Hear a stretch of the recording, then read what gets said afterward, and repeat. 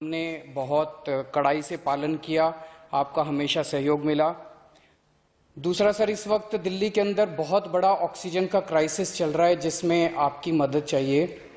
तो प्रधानमंत्री जी, सबसे पहले आपको धन्यवाद देता हूं कि केंद्र सरकार ने दिल्ली का ऑक्सीजन का कोटा बढ़ा दिया है।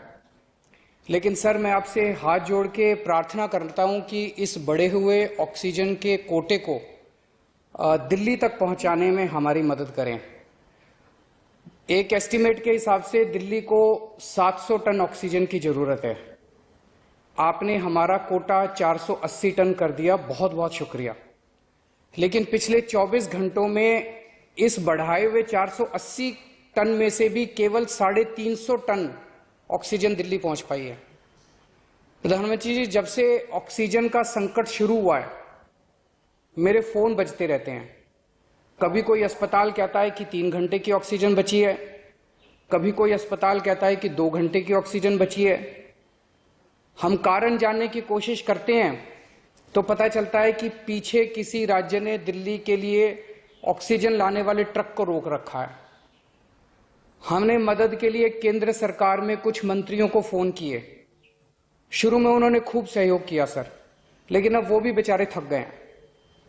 सर, देश के संसाधनों पे तो 130 करोड़ लोगों का अधिकार है ना। अगर दिल्ली में ऑक्सीजन की फैक्ट्री नहीं है तो क्या दिल्ली के 2 करोड़ लोगों को ऑक्सीजन नहीं मिलेगी? जिस राज्य में ऑक्सीजन की फैक्ट्री है, क्या वो दिल्ली की ऑक्सीजन रोक सकते हैं? ऐसे में हम क्या करें? सर, मैं आपका बेहद शुक्रिया अदा करना चाहता हूं कि आज आपने ये मीटिंग बुलाई है, बहुत सही समय पे ये मीटिंग बुलाई है। पर सर, मैं आज ये जानना चाहता हूं कि अगर आज या कल या किसी भी टाइम हमारे दिल्ली के किसी अस्पताल में अगर 1 घंटे की, आधे घंटे की, 2 घंटे की ऑक्सीजन बच जाए और लोगों की मरने की नौबत आ जाए, तो मैं फोन उठा के केंद्र सरकार में किससे बात करूं? सर, मैं ये जानना चाहता हूं कि अगर कोई राज्य दिल्ली के कोटे की ऑक्सीजन का ट्रक रोक ले तो मैं फोन उठा के किससे बात करूं? हालत काफी ज्यादा गंभीर हो चुके हैं सर। हम अपने लोगों को मरने के लिए तो नहीं छोड़ सकते। हमें लोगों को यह विश्वास दिलाना पड़ेगा कि एक एक जिंदगी हमारे सबके लिए कीमती है।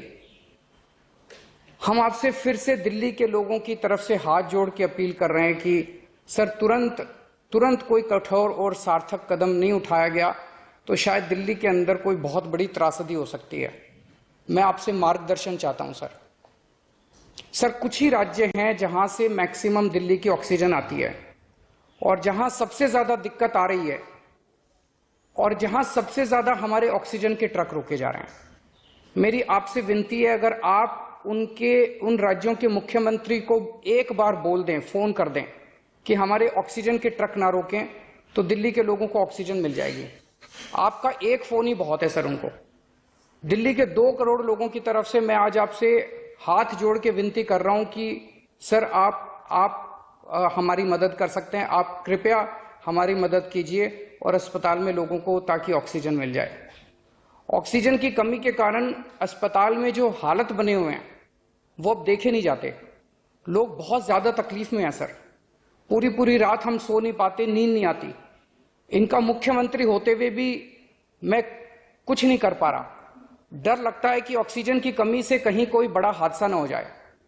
ईश्वर ना करे, अगर ऑक्सीजन ना मिलने से कुछ अनहोनी हो गई तो हम सब कभी अपने आप को माफ नहीं कर पाएंगे। प्रधानमंत्री जी, कोरोना से देश को बचाने के लिए एक नेशनल प्लान बनना चाहिए। इस नेशनल प्लान के अंतर्गत देश के सभी ऑक्सीजन प्लांट्स को तुरंत आर्मी के जरिए केंद्र सरकार टेक ओवर करे। ऑक्सीजन प्लांट्स से निकलने वाले हर ट्रक के साथ एक आर्मी का एस्कॉर्ट व्हीकल रहेगा, तो कोई उस ट्रक को फिर आगे रोक नहीं पाएगा। सर, दिल्ली का जो ऑक्सीजन का कोटा आपने बढ़ाया, हम उसके बड़े शुक्रगुजार हैं, लेकिन उसमें लगभग 100 टन ऑक्सीजन उड़ीसा और वेस्ट बंगाल से आनी है। हम परसों से, जब से कोटा बढ़ा है, हम कोशिश कर रहे हैं उस ऑक्सीजन को दिल्ली लाने की। मेरा आपसे निवेदन है कि यहां से ऑक्सीजन अगर हो सके तो हमें हवाई जहाज से उपलब्ध करवाई जाए, और नहीं तो जैसा अभी बताया गया, आपका आइडिया है ऑक्सीजन एक्सप्रेस शुरू करने का, वो ऑक्सीजन एक्सप्रेस शुरू करके वेस्ट बंगाल और उड़ीसा से हमें ऑक्सीजन दिलवाई जाए। आइडिया नहीं, ऑलरेडी कि हमारी 100 टन ऑक्सीजन उधर से आनी है। प्रधानमंत्री जी, हमारे देश के वैज्ञानिकों ने इतने कम समय में जो वैक्सीन बनाई है, इसके लिए हमारे वैज्ञानिक साधुवाद के पात्र हैं। आपने इसमें जो प्रयास किए, आपका बहुत बहुत शुक्रिया। अब हम सब लोगों को मिलकर कम से कम समय में अपने नागरिकों को ये वैक्सीन लगवानी चाहिए। इसमें केंद्र और राज्य सभी सरकारों को हमको मिलकर काम करना है। अभी सर केंद्र सरकार ने आदेश जारी किए हैं कि 1 मई से राज्य सरकारें सीधे कोरोना वैक्सीन खरीद सकती हैं।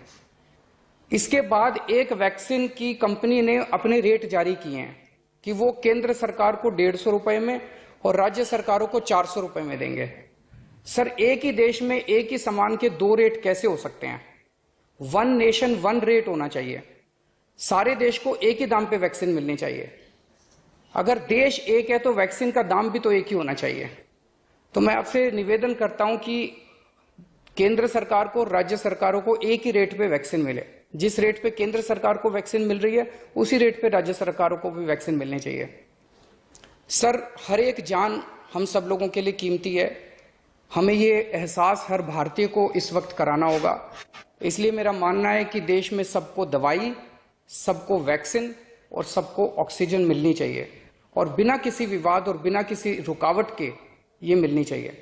मेरा विश्वास है देश में अगर कोरोना के खिलाफ एक नेशनल प्लान होगा तो हम सभी राज्य सरकारें और केंद्र सरकार मिलके इस दिशा में काम करेंगे। सर, कोरोना की वजह से दिवंगत आत्माओं को शांति मैं कहना। तो दिल्ली के मुख्यमंत्री अरविंद केजरीवाल को आप सुन रहे थे, जो ऑक्सीजन की किल्लत को लेकर प्रेस कॉन्फ्रेंस कर रहे थे। पीएम मोदी ने सही समय पर मीटिंग बुलाई है, जो आज मीटिंग होने जा रही है उसको लेकर के जिक्र किया।